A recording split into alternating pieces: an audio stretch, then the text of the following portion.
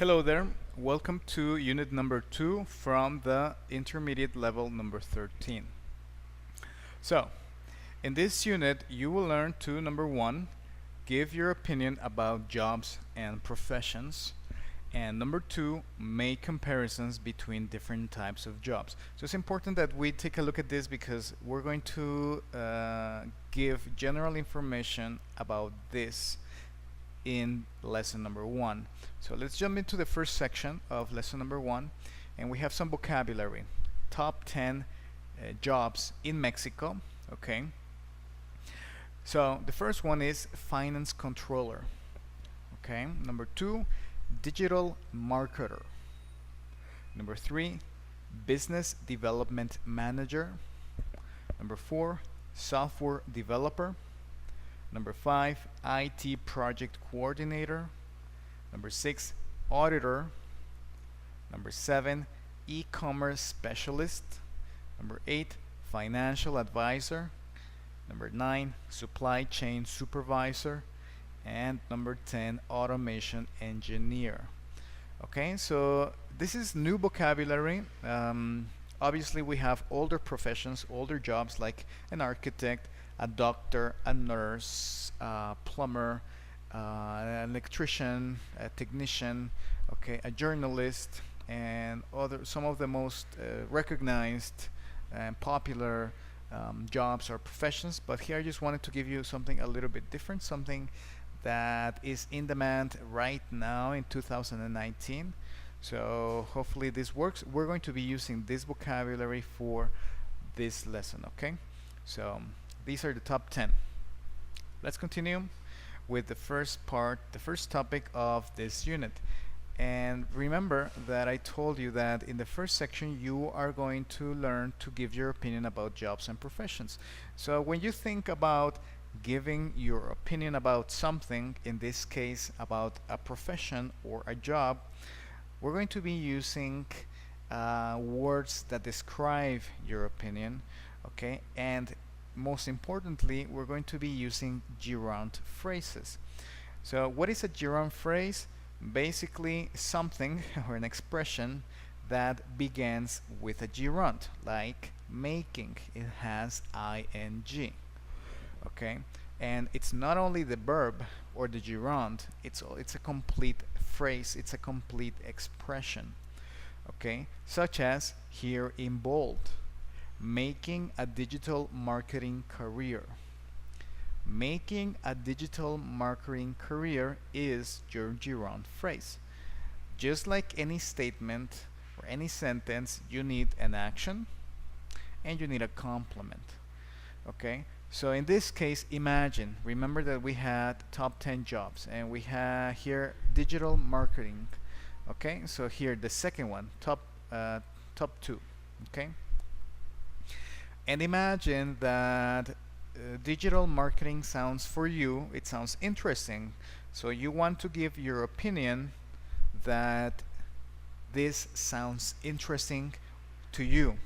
So I mean, you can say it basically like, oh well, digital marketing sounds interesting, right? That's very simple, and you could really you could use that expression. But I mean, if in this case for gerund phrases, you can focus a little bit more on an action. Okay, in this case, making a digital marketing career, right? So again, you use a gerund phrase to give a bit more complex opinion about, in this case, a job or a profession. So you would say, well, making a digital marketing career sounds quite interesting. Okay, that's your opinion. Again, like I told you, you can just simply say, oh, digital marketing sounds interesting. But in this case, you're not focusing on digital marketing in general. You're focusing on making a career. Okay, like working and developing and growing in a company in digital marketing. So again, like I told you, your opinion becomes more complex. All right, so you're going to use gerund phrases for these types of opinions. So it would sound like, oh well, making a digital marketing career sounds quite interesting. Okay, again, making a digital marketing career is your gerund phrase, and as you can see, it is the subject because it begins. Okay, it is at the beginning, it is the first section, therefore it will be your subject of this sentence. You have the same idea, but instead of becoming the object, it will the subject, it will become the object. So that means it will end. Compared to this one where it's at the beginning as your subject, here it is at the end as your object. Again, we have a gerund phrase, working as an automation engineer. So we have, I wouldn't like working as an automation engineer. Okay, again, you are giving your opinion about working as an automation engineer. Again, I can say, well, if you don't like, right, in this it says I wouldn't like, a simple form to give your opinion would be I don't like automation engineer. Okay, or automation engineering sounds boring. All right, so those are simpler ways to give your opinion, but again, we're focusing on more elaborate expressions, in this case using gerund phrases. So instead of saying something like, oh, automation engineer sounds boring, you could say something like, I wouldn't like working as an automation engineer. In this case, you're not focusing on automation engineering, but you're focusing on working, again, right? Working as an automation engineer. Again, because it's at the end, it becomes your object. If it is at the beginning, it becomes your subject. Okay, so obviously if it is at the end, you need to start your statement, your sentence, with a subject like I. Okay, and then your action, wouldn't like, and then your object, which is your gerund phrase. So this is the first part. Okay, this is the first part of the unit. Let's quickly check the second part, which has to do with comparisons. Alright, so remember that for number 2, make comparisons between different types of jobs. We have here some examples. Now remember, the first two that we that talked about gerund phrases have to do with opinions, and the second part we are still focusing on the same idea, on jobs and professions, but we are going to compare. Remember that when you compare, you have one option with a second option, and then you compare between them, give characteristics, okay, give different examples, etc. The first and the most basic way to compare is using adjectives, okay, and adjectives are used to describe things, right? So in this case, interesting is a description, harder is a description, and demanding is a description. Okay, so again, because we're comparing, we have two options. The first option is software developer. Second option is auditor. Okay, so in this case, we're going to be comparing which one from the two options, software developer or auditor, is more interesting. Well, in your opinion, what do you think?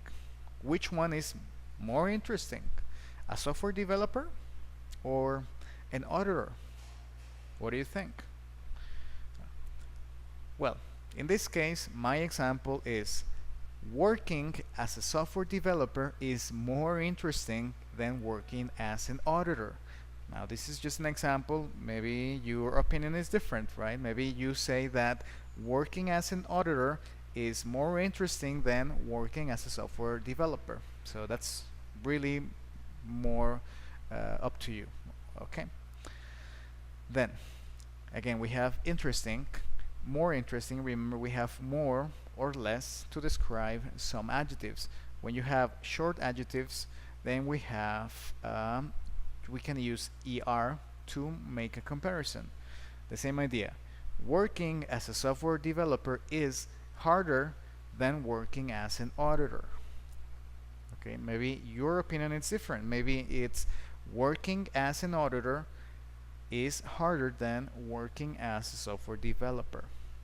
Okay, And another example is the use of as, or in this case the negative way, isn't as. Working as a software developer isn't as demanding as working as an auditor. Okay, again, that's the example. You could use it the opposite way. Working as an auditor isn't as demanding as working as a software developer. Alright, so in this case, this is the first way to compare with adjectives. We can also make comparisons with actions or with verbs.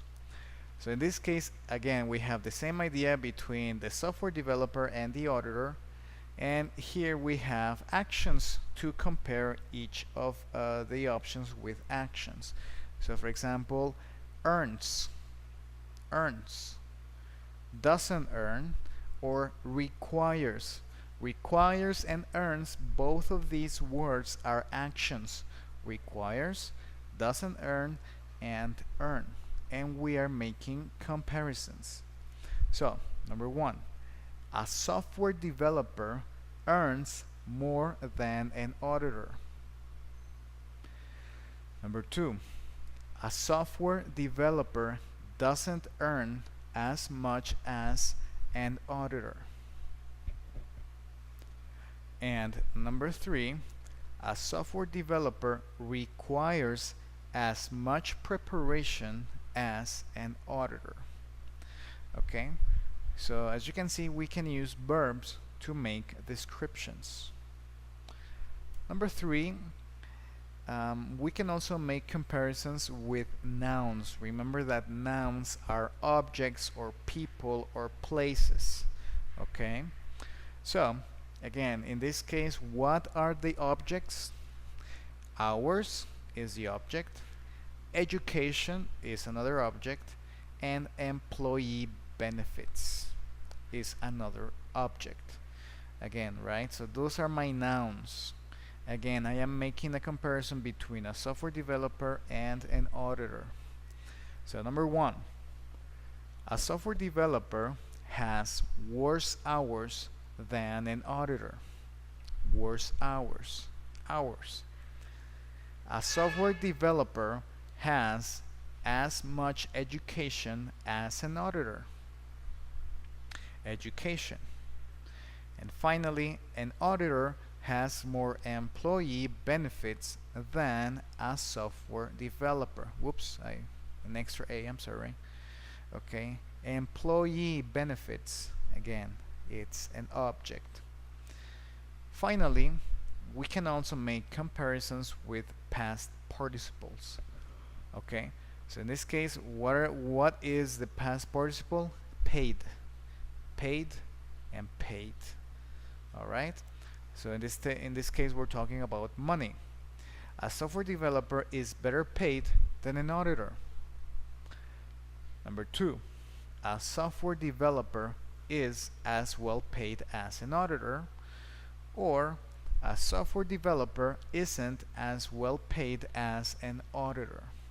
Alright, so as you can see, we have 4 different ways to compare: with adjectives, with verbs, with nouns, or with past participles. Alright, so that was the second part of the unit, and well, this is the end of lesson number 1. Remember that we got to check the information about making giving your opinion using your own phrases as the subject at the beginning, as the object at the end, and 4 different ways to make comparisons: with adjectives, with verbs, with nouns, and with past participles. Alright, so thank you very much, good job, and I will see you for this lesson number 2 next. Alright, see you later.